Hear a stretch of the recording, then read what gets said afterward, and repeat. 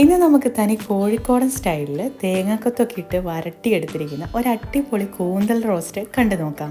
ഇതിനാവശ്യമായിട്ടുള്ള കൂന്തൽ 1 കിലോയാണ് ഞാൻ എടുത്തിരിക്കുന്നത്. ഈ കൂന്തൽ ഇപ്പം ഇതിൻ്റെ സ്കിന്നെല്ലാം കളഞ്ഞ് വയറിൻ്റകമെല്ലാം ക്ലീൻ ചെയ്ത് കഴുകി വൃത്തിയാക്കി കട്ട് ചെയ്തെടുത്തിരിക്കുന്നതാണ്. ഇത് ക്ലീൻ ചെയ്യുമ്പോൾ മെയിനായിട്ട് ശ്രദ്ധിക്കേണ്ടത് ഇതിൻ്റെ കണ്ണിൻ്റെ പാർട്ട് ഇതിനകത്ത് നിന്ന് എടുത്ത് കളയുക.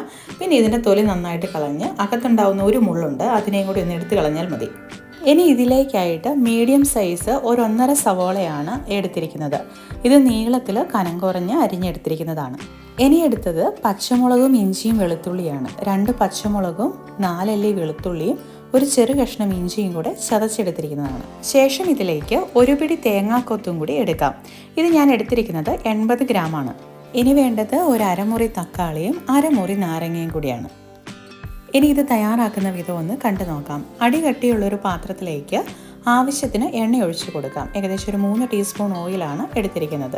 ശേഷം അതിലേക്ക് 1 ടീസ്പൂൺ കടുക് ഇട്ട് കൊടുക്കുക. അത് പൊട്ടിയതിന് ശേഷം എടുത്തു വച്ചിരിക്കുന്ന തേങ്ങാക്കൊത്തുകൂടി ഇട്ട് കൊടുക്കാം. ഇനി ഇതൊരു മീഡിയം ഫ്ലെയിമിലിട്ട് തേങ്ങാക്കൊത്തിനെല്ലാം ഒരു ബ്രൗൺ കളർ ആക്കിയെടുക്കാം. ഈ ഒരു പരുവത്തിൽ ഇതിലേക്ക് നമ്മൾ ചതച്ചെടുത്തിരിക്കുന്ന ഇഞ്ചിയും വെളുത്തുള്ളിയും പച്ചമുളകും കൂടെ ചേർത്ത് കൊടുക്കാം. ഇനി ലോ ഫ്ലെയിമിലേക്കാക്കി ഇതിൻ്റെ പച്ചമണം പോകുന്നതുവരെ നല്ലതുപോലെ ഇളക്കി യോജിപ്പിക്കാം. ഇനി ഇതിലേക്ക് അരിഞ്ഞെടുത്തിരിക്കുന്ന സവാള കൂടി ചേർത്ത് കൊടുക്കാം. ഈ ഒരു സവാള ചേർക്കുന്നതിന് പകരമായിട്ട് ഇതിനകത്തേക്ക് നിങ്ങളുടെ കൈവശം കുഞ്ഞുള്ളി ഉണ്ടെങ്കിലും ചേർത്ത് കൊടുത്താൽ നല്ല ടേസ്റ്റ് ആയിരിക്കും. ഇനി ഇതിലേക്ക് ആവശ്യമായിട്ടുള്ള ഉപ്പുപൊടിയും കൂടെ ചേർത്ത് കൊടുത്ത് ഉള്ളിനെ നന്നായിട്ട് വഴറ്റിയെടുക്കാം. ഇനി ഈ വഴന്നു വന്നിരിക്കുന്ന ഉള്ളിലേക്ക് പൊടികൾ ഓരോന്നായി ചേർത്ത് കൊടുക്കാം. ആദ്യം ഒരു 1/2 ടീസ്പൂണ് മഞ്ഞൾപ്പൊടിയാണ് ചേർത്ത് കൊടുക്കുന്നത്. ഇനി ഇതിലേക്ക് കാശ്മീരി മുളക് പൊടി 2 ടീസ്പൂണാണ് ചേർക്കുന്നത്. ഇനി ഇതെല്ലാം നിങ്ങളുടെ ടേസ്റ്റ് അനുസരിച്ച് മാറ്റം വരുത്താവുന്നതാണ്. എരിവ് കൂടുതൽ താല്പര്യമുള്ളവർ പിരിയമുളകിൻ്റെ പൊടി വേണമെങ്കിലും ഇതിലേക്ക് യൂസ് ചെയ്യാം. ശേഷം ഇതിലേക്ക് 1 ടീസ്പൂൺ മല്ലിപ്പൊടി കൂടിയാണ് ചേർക്കേണ്ടത്. ശേഷം 1 ടീസ്പൂൺ കുരുമുളക് പൊടി, 1/2 ടീസ്പൂൺ ഗരം മസാലയും കൂടെ ചേർത്ത് കൊടുക്കാം.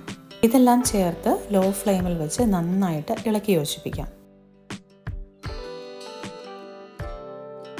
ഇനി ഇതിലേക്ക് 1 തണ്ട് കറിവേപ്പില കൂടി ചേർത്ത് കൊടുക്കാം. ഇനി നമ്മൾ മാറ്റി വെച്ചിരുന്ന തക്കാളി കൂടി ഇതിലേക്ക് ചേർത്ത് കൊടുക്കാം. ഇനി തക്കാളി കൂടി ചേർത്ത് നന്നായിട്ട് ഇളക്കി യോജിപ്പിച്ച ശേഷം ചെറു തീയിലേക്ക് മാറ്റി വേവിച്ചെടുക്കാം. തക്കാളിയെല്ലാം വെന്തതിന് ശേഷം എണ്ണയൊക്കെ തെളിഞ്ഞു തുടങ്ങുന്ന ഈ ഒരു സമയത്ത് മാറ്റി വെച്ചിരിക്കുന്ന കൂന്തൽ കൂടി ചേർത്ത് കൊടുക്കാം. ഈ കൂന്തൽ കുക്ക് ചെയ്യുന്ന സമയത്ത് നമ്മൾ എക്സ്ട്രാ വെള്ളം ഒന്നും ചേർത്ത് കൊടുക്കണ്ട. ഇതിനകത്തുനിന്ന് തന്നെ വെള്ളം ഇറങ്ങിക്കോളും. അപ്പോൾ ഇത് ചെറു തീയിലേക്ക് വെച്ച് വേവിച്ചെടുക്കാം.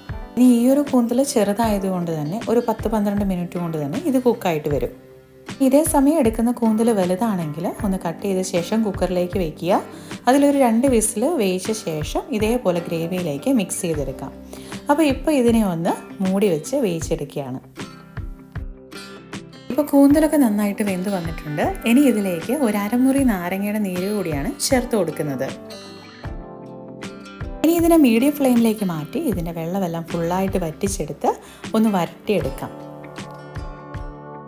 അങ്ങനെ തേങ്ങാക്കൊത്തൊക്കെ ഇട്ട് വരട്ടിയെടുത്തിരിക്കുന്ന കൂന്തൽ റോസ്റ്റ് ഇവിടെ റെഡി ആയിട്ടുണ്ട്. ഇനി നല്ല ചൂട് ചോറിൻ്റെ കൂടെ ഇത് കഴിക്കാൻ അടിപൊളിയാട്ടോ. അപ്പോൾ ഇന്നത്തെ ഒരു വീഡിയോ നിങ്ങൾക്ക് ഇഷ്ടപ്പെട്ടിട്ടുണ്ടെങ്കിൽ ലൈക്ക് ചെയ്യാനും ചാനൽ ഒന്ന് സബ്സ്ക്രൈബ് ചെയ്ത് ഞങ്ങളെ സപ്പോർട്ട് ചെയ്യാനും മറക്കരുത്. അപ്പോൾ എല്ലാവരോടും ബോൺ അപ്പത്തീത്തോ.